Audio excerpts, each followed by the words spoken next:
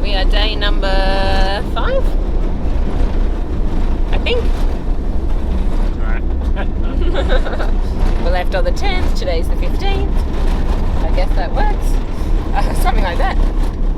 We're working our way towards Drysdale Station. The road is a little on the rough side. It's 50-50. It's 50-50, like yeah. really nice and then really bad and then really nice and then really bad. Yeah. Like, this is so smooth now. It's like a proper road almost.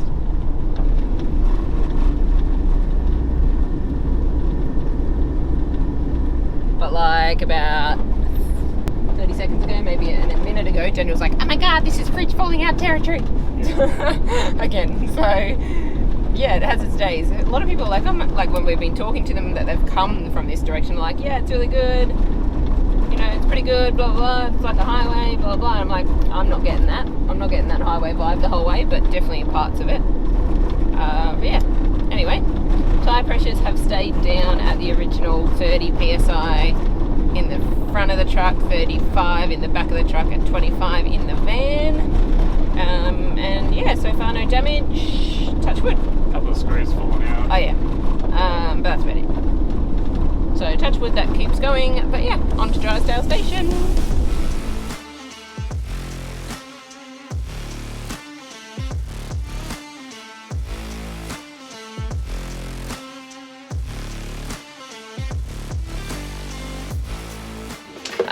So we've just stopped at the turn off to Munurru, Wyndham, because we're heading towards Mitchell Falls, Drysdale Station, as you know. I thought we'd do a quick check of the van, because that last bit there was rough, like 75% Cape rough. We've come in and we've got a casualty.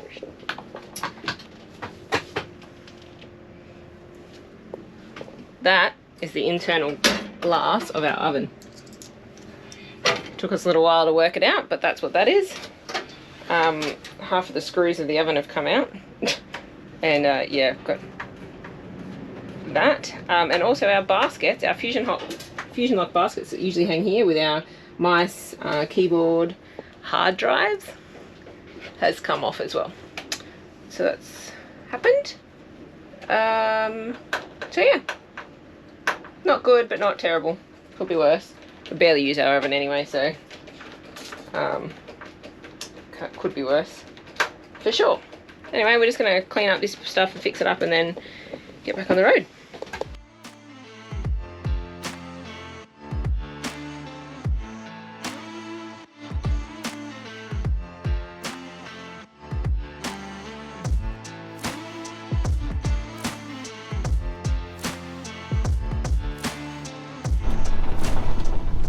This is what happens when the road doesn't get graded. I don't know who's responsible or fault it is, but this bit hasn't been done since last year, I'd say. Yeah, it's just really bad. Like, we're doing 12 k's now. 15 k's. 15 k's an hour. It's still pretty bad. This is the only way we can avoid damage, hopefully. As little damage as possible. Yeah.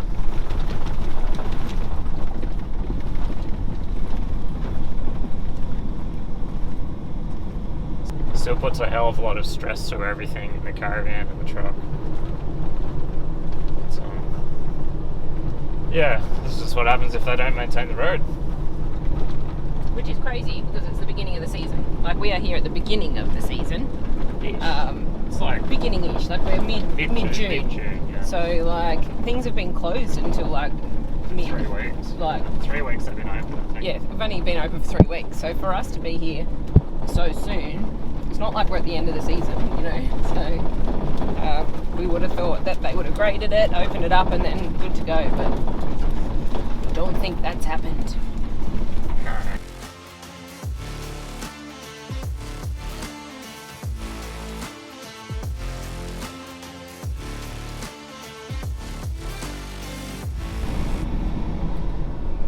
Found the grader at the station. Bloody hell, that took us 2.25 hours to do 57 k's.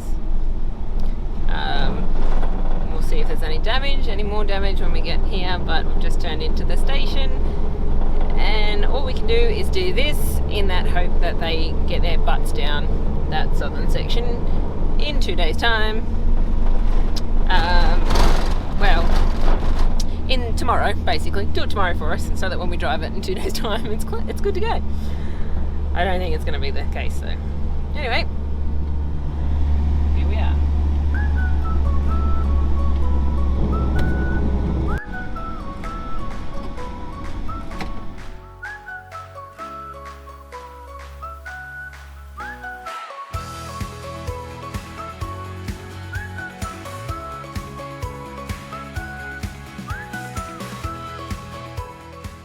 What's going on? We're off up to the falls, up to Mitchell Falls. Apparently they've just finished grading to the station here, so we should have a nice smooth run up to the turnoff, and then challenging four-wheel drive from there to the falls, or semi-challenging anyway. We'll see. We'll see. We have no caravan attached either, so we are camping in the truck tonight up at Mitchell Falls. Do we have any cash? No. To pay for the campsite? No. Might have to think about that. Give it a turn around. I'll have a look in my wallet first. Okay. No cash. Need to go back. Get some cash.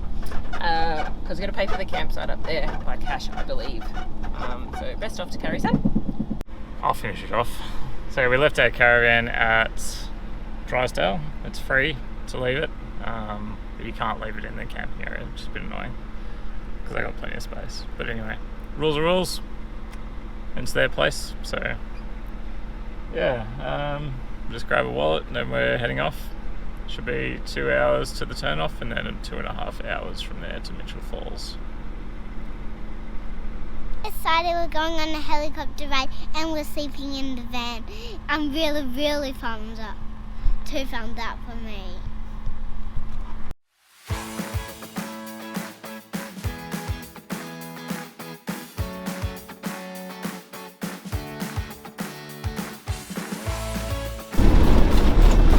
This is the weirdest grading I've ever seen. They've like graded some bits, and then other bits they've just not even touched. Like look at this bit's nice, and watch this bit.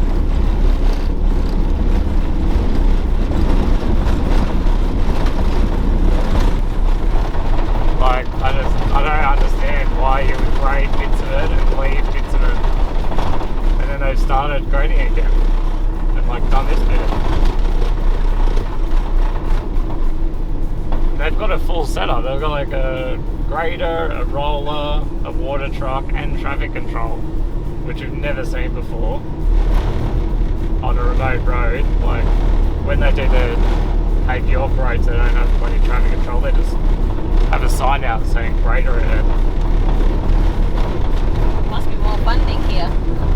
I don't know what they're doing, but these guys need a quality control check. In other words, also, we are so glad that we did not bring the van.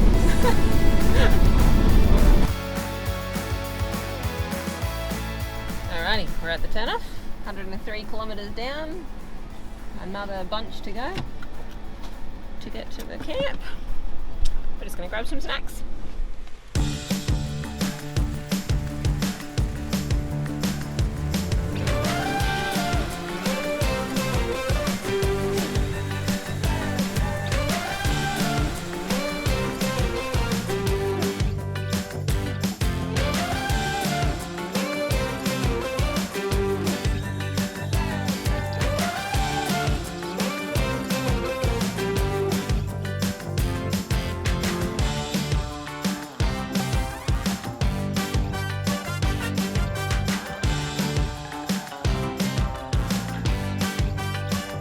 Glad we didn't bring the van. Oh yeah.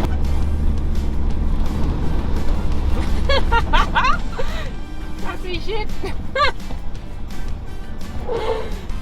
Now that's why we keep seeing cars covered in red mud.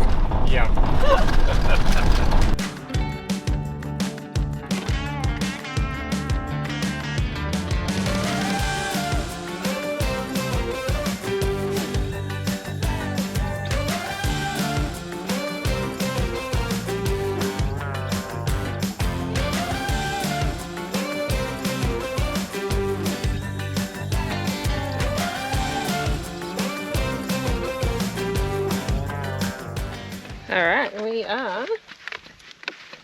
here at Mitchell Falls Campground. Just dropped off the truck, had lunch, and we're heading over to the helicopter now. We're just doing the 6-minute flight over to the falls, and then we're doing the walk back and swim along the way. The walk is a bit further than we thought, but we're just going to go casual cruise. We've allowed ourselves enough time to do that and still get back by dark. Yeah, pumped. Nervous. Nervous. Nervous about the walk. Yeah. I'm not nervous. Are you pumped? Yep. Yeah, let's go Mitchell Falls. I'm looking forward to it.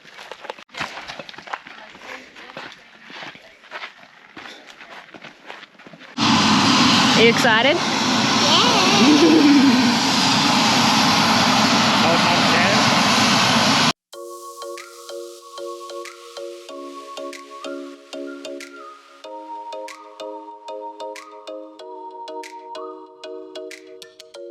I've been on the run for a little while now. I can catch my breath from chasing you. So tell me when you will know what it is you want, 'cause I don't wanna wait forever, no. Make up your mind, stop wasting my time. You know we only have one life, one life.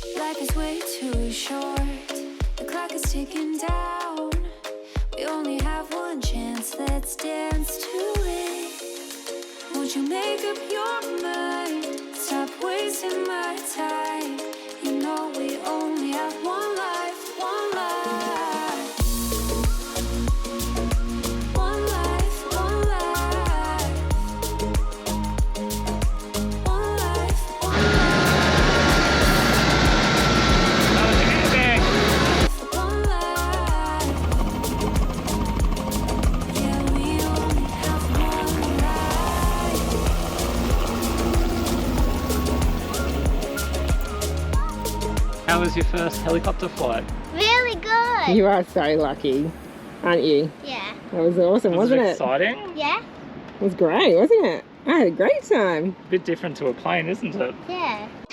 So we just did the 6-minute flight, and he did 2 figure eights, basically, over the falls. Yeah. And then came and landed, which is awesome. Awesome, awesome. Loved it.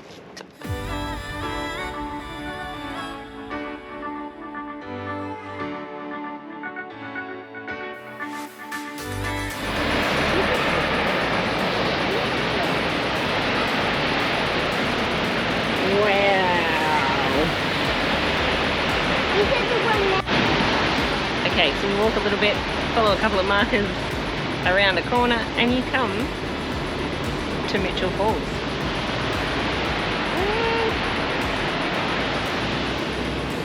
They are spectacular.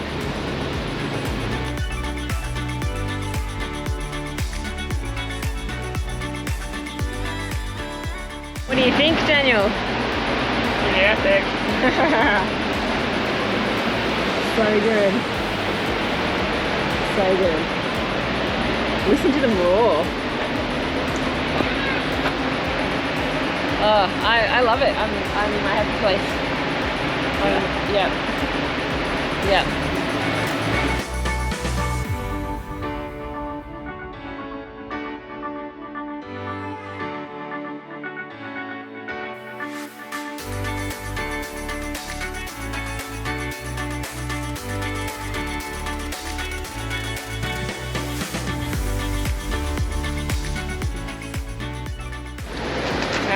So Daniel, how was that?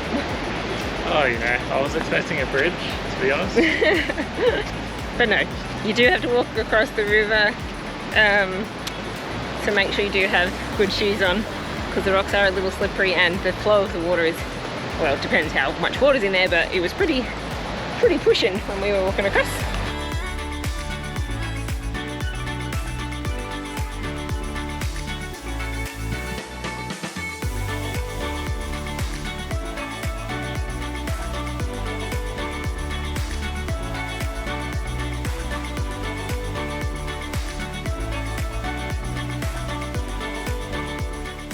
Alright, we've made it to the top of Big Mertens Falls. You literally walk across the top of them, it's so cool. Ooh, we might have a quick swim, I think. We'll see. There's definitely somewhere you like back a little bit, you can have a swim.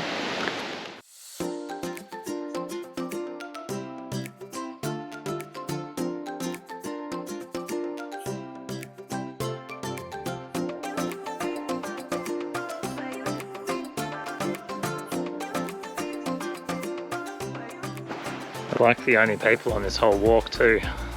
We got dropped off and we haven't seen a soul since the pilot dropped us off. We're, yeah, it's pretty interesting.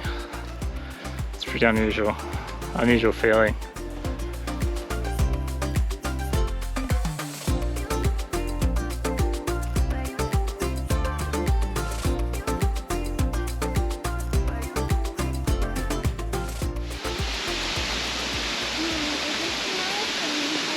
Yeah. Oh my god, this is beautiful. So this is Little Mertens Falls. It's beautiful. So amazing. The rocks over there look like art to me. So cool.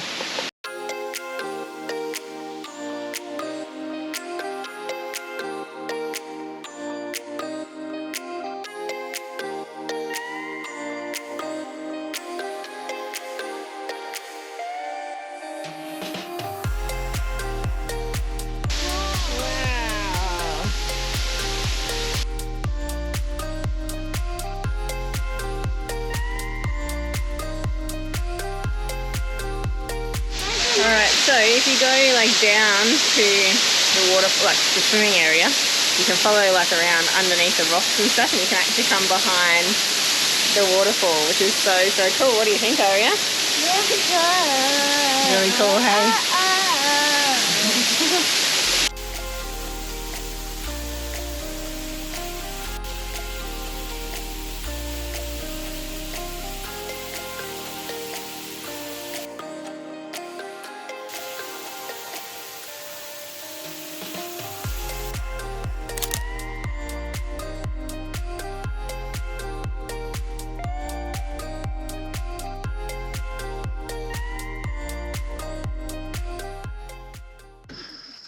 We just got back to camp, hey? Yeah. What's the time? 6 o'clock. 6 o'clock. And pitch black, and we only had Amanda's phone torch to get us back. That was fine. We It got was there. 800 metres from Little Mertens Falls back to the camp, but yeah, a little bit of a struggle with only one light between three, but We survived. I did take my head torch out of the bag before we left as well, thinking we weren't going to be back after dark. Yeah. So yeah, we can't show you the last of the walk, but you have to cross you come up to the top of the Little Mertens and where the falls are, and there's like a swimming area there, and then you also have to cross over on a little bridge that they've made. So, What do you reckon, Ari? How was it? Very good. What was your favourite part? Getting to go over the bridge. on the bridge? Really? Bridge? Out of all of that stuff that we just did? Wasn't there a helicopter ride? All behind the waterfall? Oh, the helicopter ride. Yeah. Not behind the waterfall? No? That was pretty cool too, wasn't it? You didn't like it, did you? Because it took too long. She was bored. Taking photos. Anyhow. Well, we walked 5 kilometres today. 5 kilometers is how many walk we did. Yeah. I hope you enjoy the walk yourselves. Yeah. So it took us like 3 hours and 15 minutes. So Return, one way. from the flight, leaving on the flight, and then return. Yep. So keep that in mind if you're doing it. Highly recommended though. There's so many beautiful spots to stop and have a look at, and it didn't seem like a strenuous 5k. Like the timing that we did it was really nice as well. like in the afternoon, like so it wasn't too hot. So yeah, it was great. Let's get some dinner on, eh? We're gonna make the beds too. What do we got? Just mess at the moment. Yep. And dinner's still in the kitchen, not even started. So, Amanda's going to make the bed with Aria, beds, while I get a start on dinner. We are having a very unusual camping meal tonight. Not something you normally have when you go camping. But it's easy. But it's easy. We're having beef pho soup. So With soba noodles. with soba noodles, yeah. I'll run you through it a little bit. It's pretty easy. It's pretty cool. Alright, beef pho. So super easy. Campbell's, the real stock, like beef and chicken, they actually do one beef pho base, which is delicious. And so you get 1 litre of that. Carrot, broccoli. We got some soba noodles, that's optional. You don't actually need them. We got some fried onions, that's optional, you don't need them. We got spring onion, that's optional. You don't need it. You can put whatever vegetables you want in there. Whatever you've got really. And then meat you can chuck in like chicken, if you want to do a chicken beef pho. I've got some... beef pho? Yeah, you could do a chicken beef pho if you wanted to. What are you doing up there? Making the bed. Me too. Looking good. Well done. I'm your partner. Much less messy. I'm her partner. Oh, cool. Okay, good. And then I've also got some leftover pork that we cooked the other day. We did roast pork, so I'm going to cut that up into it. And I got a steak, so I'm going to cut up the steak. And I'll just quickly show you how it goes.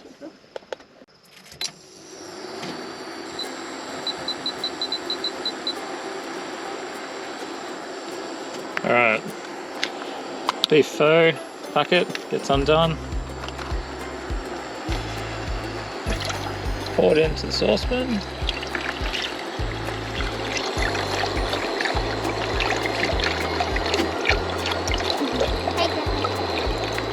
Right. Is that a good spot to watch me cooking? Yep.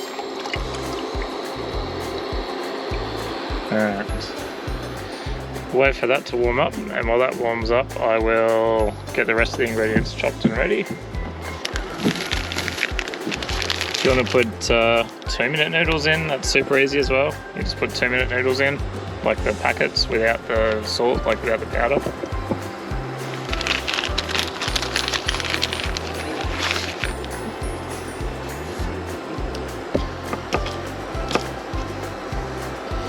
Oh yeah, some spring onions done.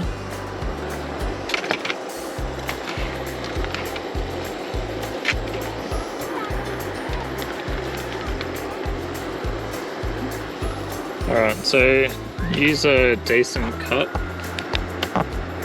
for steak. This one's a nice scotch. You don't need very much, so this is for 3 people, you only need like one decent steak. I'll chop it up into thin strips. And the whole thing with a pho is that you have to get the cooking times right. So, whoa! I think it's ready. That's hot.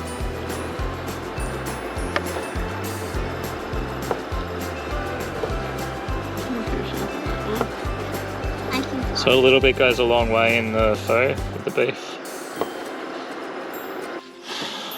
Alright, so my steak's chopped up, and now the pho's heated up, so we'll just turn this back on. I only want it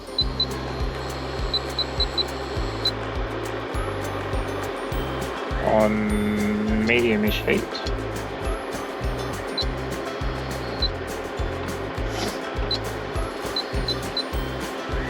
(1,000 watts). 1 kilowatt. And now we'll start off with the noodles in. Hey, man, can film. Can I do something for you, Dad? No, honey, just be your joyful self. Chill.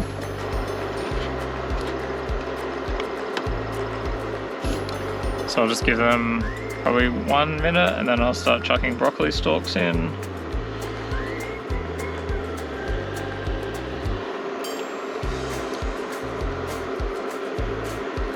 You don't want to overcook anything in a pho. It's like all meant to be like crisp and just perfectly cooked.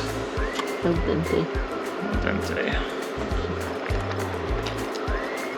Alright, rest of the broccoli.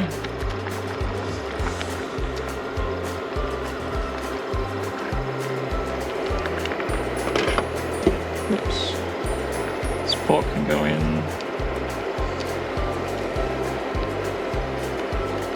Spring onion.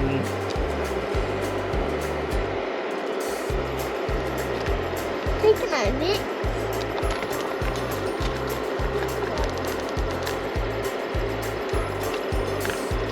Mix it up.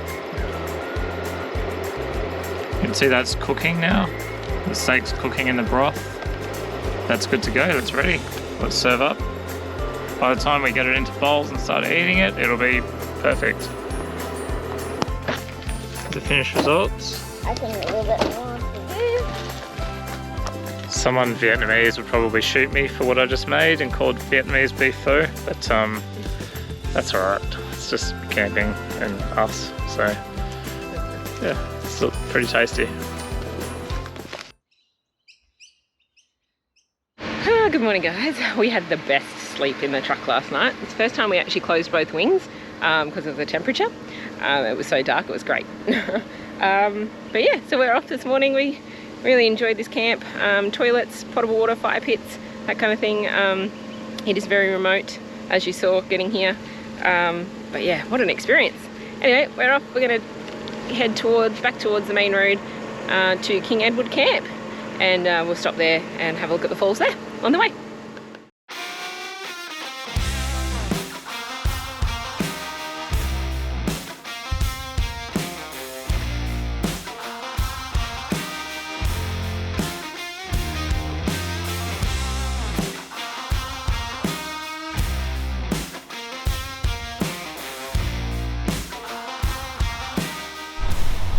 Made it to King Edward River, past the campground and into the Dees area, parked up and took the track to the falls.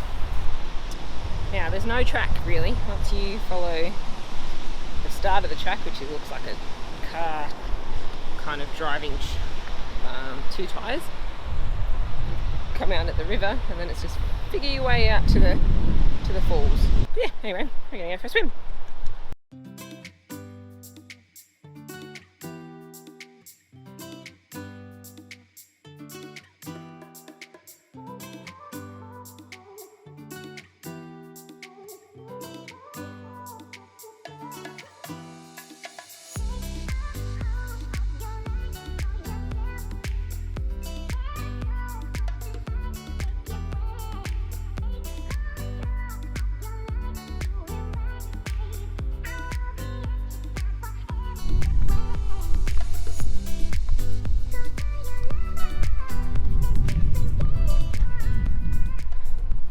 That colour of the rock, so bright red, and it's so random. There's like strips of it, not all of it's like that.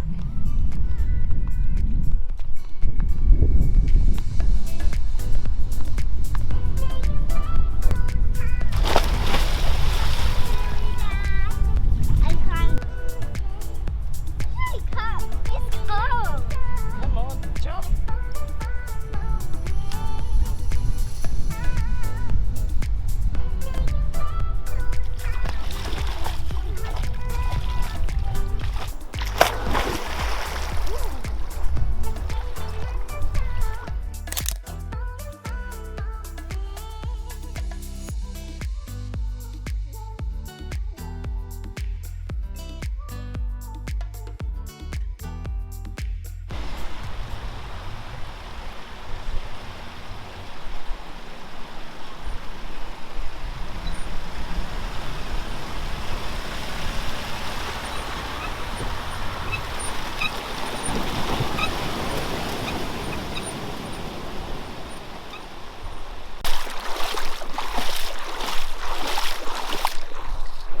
Hard work being the camera woman.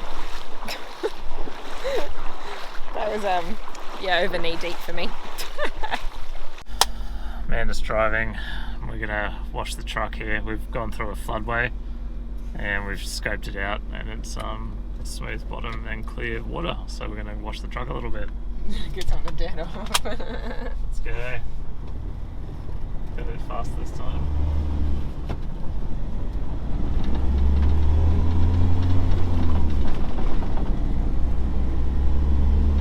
Just going to wipe us on. Go, go, go.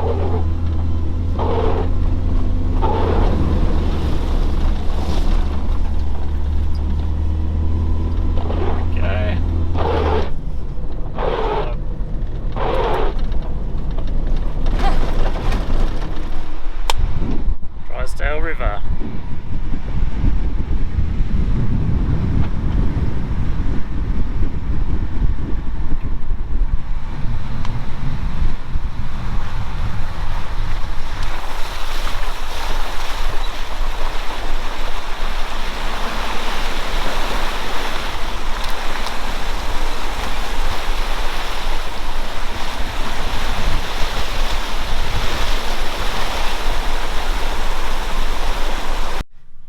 Drysdale Station. So we, as you know, we stopped here, stayed a night, which was $36 a night for 2 adults. Under 5 is free, so didn't have to pay for ARIA. They've got water fill up here, amenities, bathrooms, washing machines, clotheslines, all that sort of stuff. There's a few powered sites, which are an extra $10 per person per night, I believe. So it works out to be like $56 a night if you were just the 2 adults.